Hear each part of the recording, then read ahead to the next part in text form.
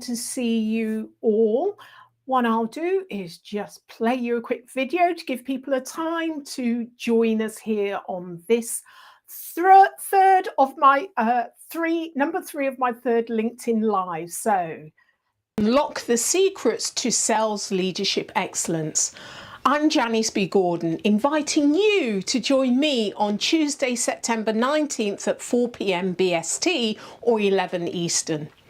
Discover how sales managers and leaders with 3 attributes can supercharge their team. In this 30-minute power-packed LinkedIn Live session, I'll tackle a common challenge in the sales world. High-performing salespeople often rise to management positions without the necessary leadership skills. This not only hinders their growth, but also affects their team's performance.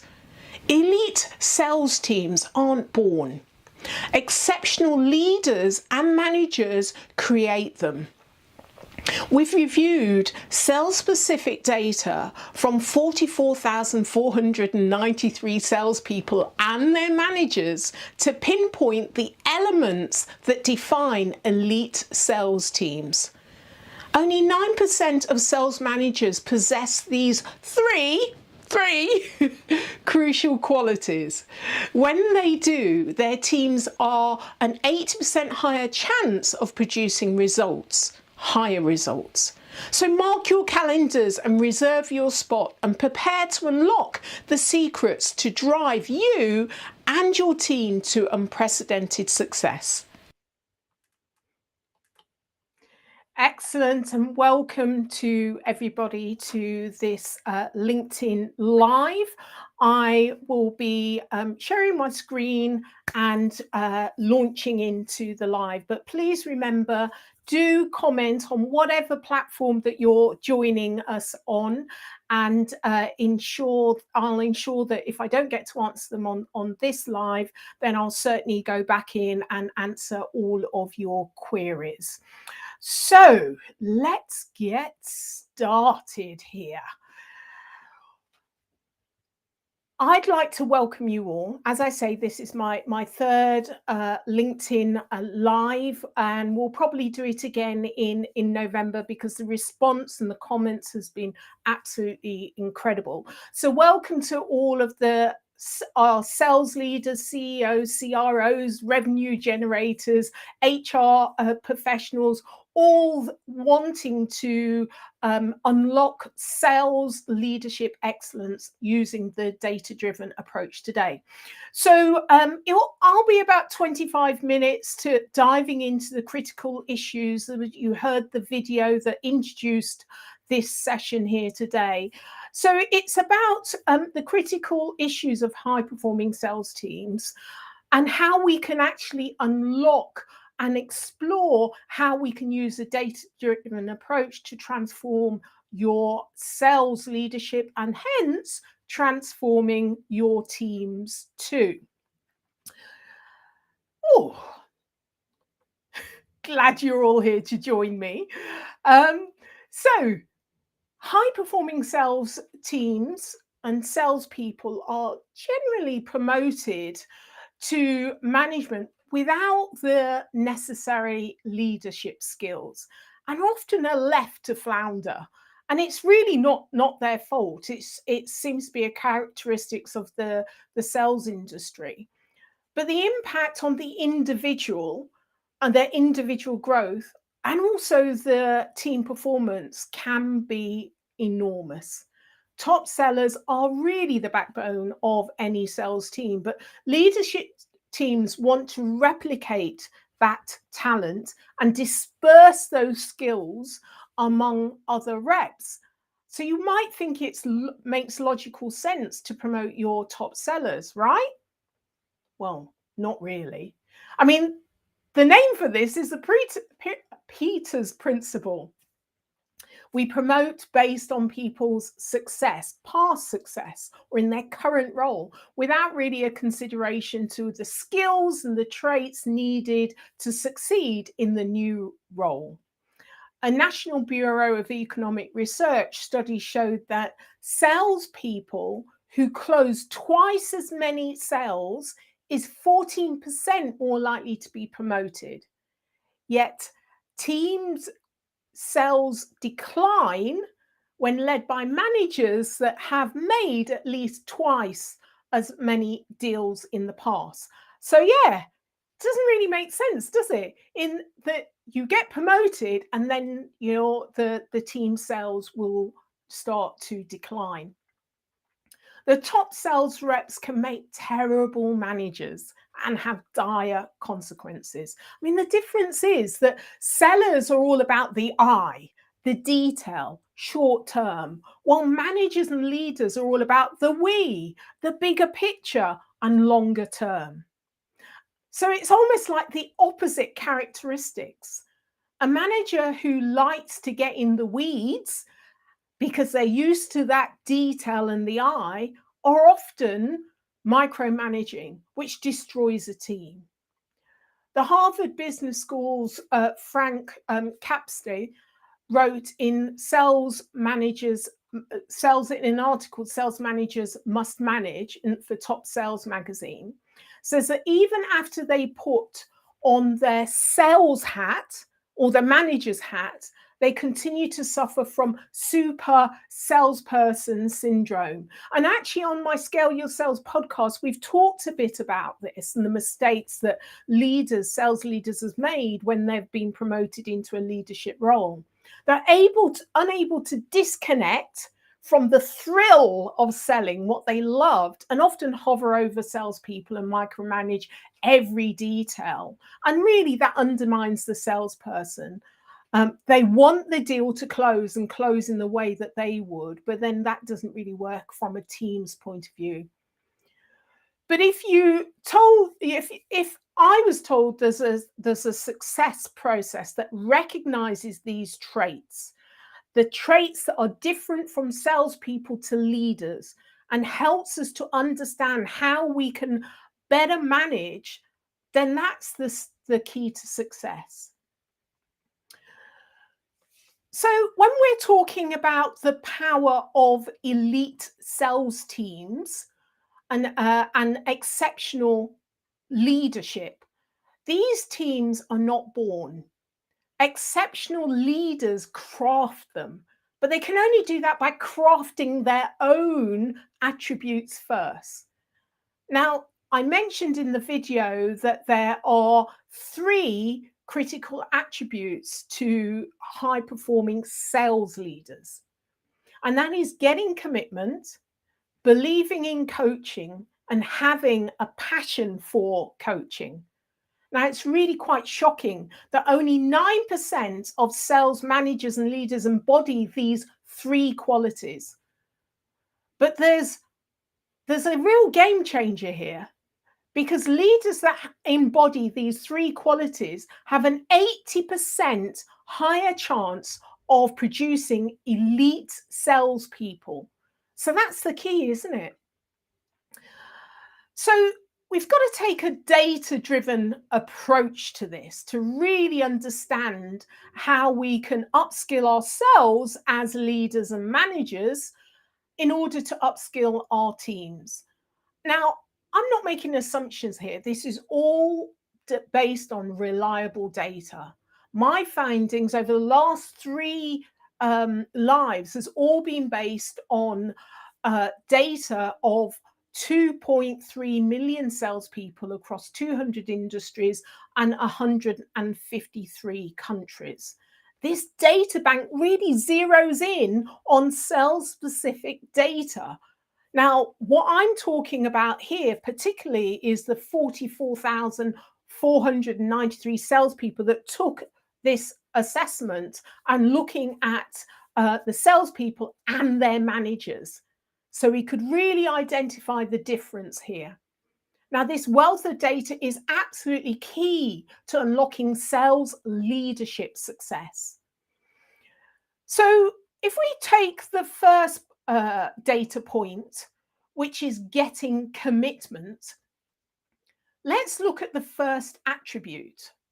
So data reveals how managers excel in this aspect, lead to increased sales performance. That's getting commitment. So, what do I mean by that?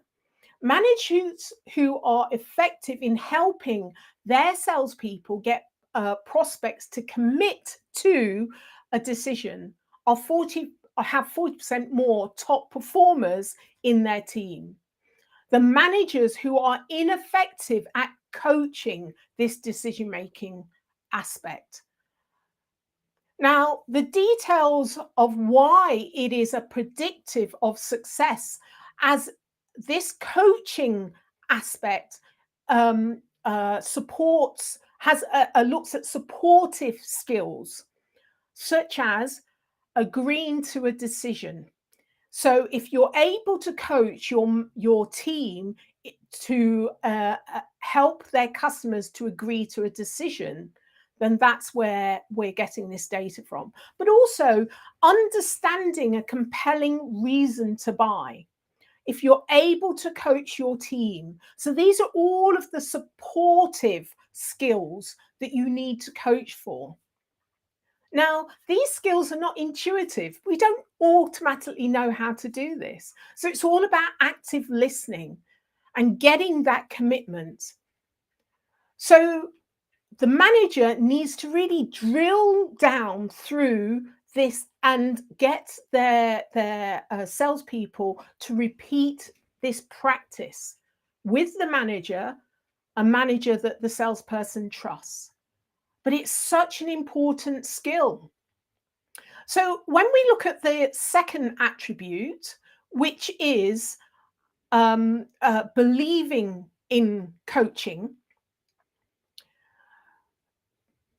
how a manager's belief in coaching directly impacts their team. Now, according to an article, Training Magazine, businesses with a sales coaching culture perform 17% better than those that don't. This is Training Magazine. And as you all know, I always do an article which will be posted tomorrow. So you've got all of the links to this data. Now, managers must be coachable to learn entirely new skills. And coaching is core to this success. So what we're saying is that managers need to be coachable in order to coach, to really understand and believe in the skill of coaching. So our research says that 72% of sales managers call coaching is not actually coaching, because we're not trained on it. We don't have the guidance and direction. Now, let's look at the remaining 28%. Some of it's called coaching. It's kind of close. Now, 12 of that is coaching on strategy, 12%. 9% is coaching on the sales process, pipeline review conversations.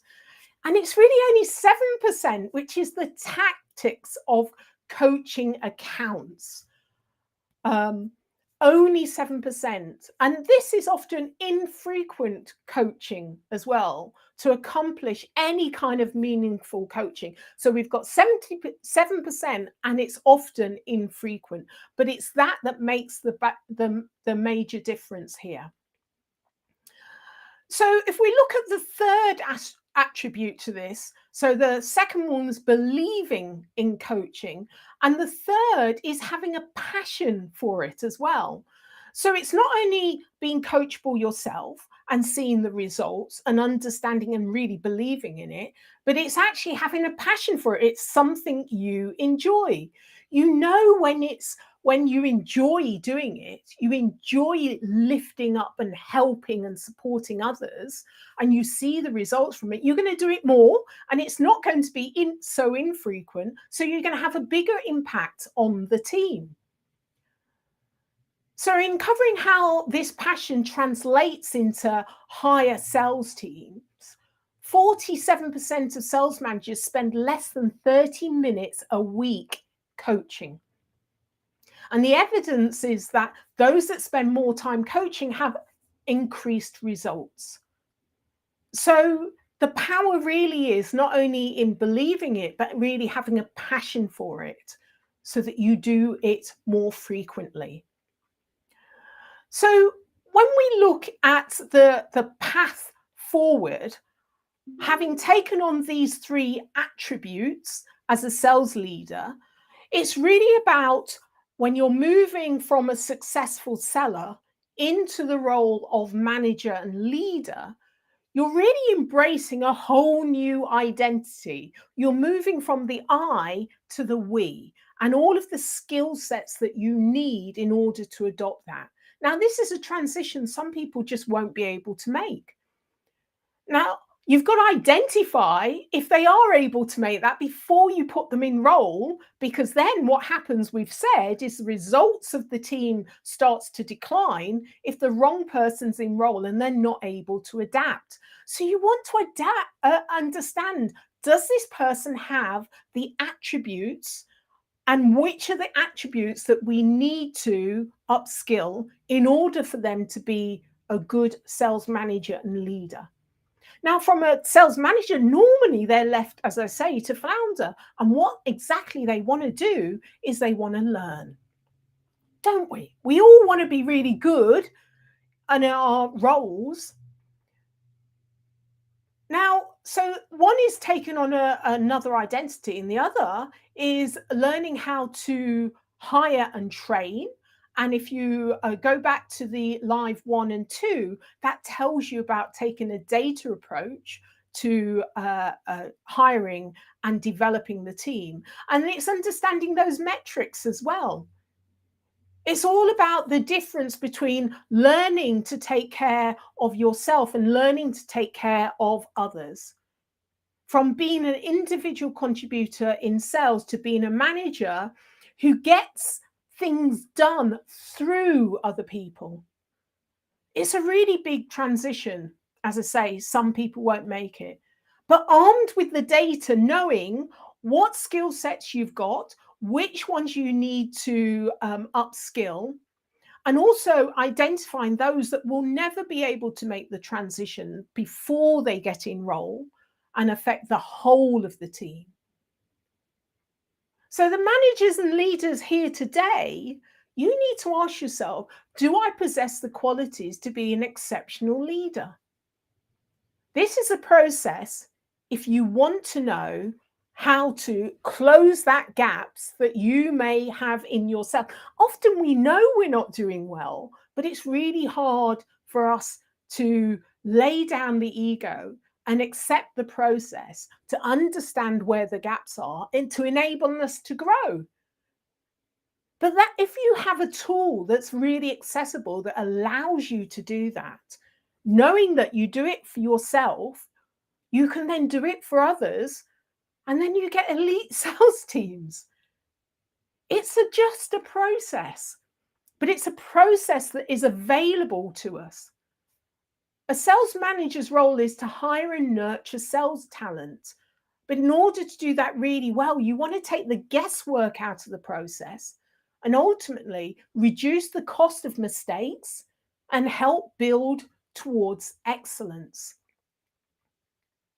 Now, I know this says commit to administrative tasks. I'm going to go over that one quickly because no one likes doing that. So when we're looking at, building an elite sales team and operation, we have to start with ourselves first as managers and leaders and really extend the individual self-assessment from yourself to your team to identify those gaps. Now, can you accurately identify potential A players not playing to their unknown strengths? Of course you can't. You need to know what the known strengths are in order to play to them. Now, imagine if you were armed with the coaching notes for that individual to help them, to coach them from being perhaps a B player to an A player, or to help A players understand what are their unique strengths. And so they can really lean into that because that's what's making them a success. Knowledge is power. So you can help your A and B players upskill and create and deliver consistent results as a leader. Now, what would that mean to your bottom line if you had that coaching insight with every single individual, including yourself? Knowing precisely where those gaps are that needed to be filled, the most essential ones that are going to have the biggest impact. We need to stop working in the dark ages and start to help our individual contributors by helping ourselves as well. This is a process of matching your team against what is best in class. And you'll know what best in class looks like for your industry, for your sector, because we've got so much data already out there. This is the only sales-specific process with predictive validity for on-the-job results. So when we're looking at training and development of our sales teams, it's about investing in training and development programs that fills those gaps and fosters those crucial leadership qualities.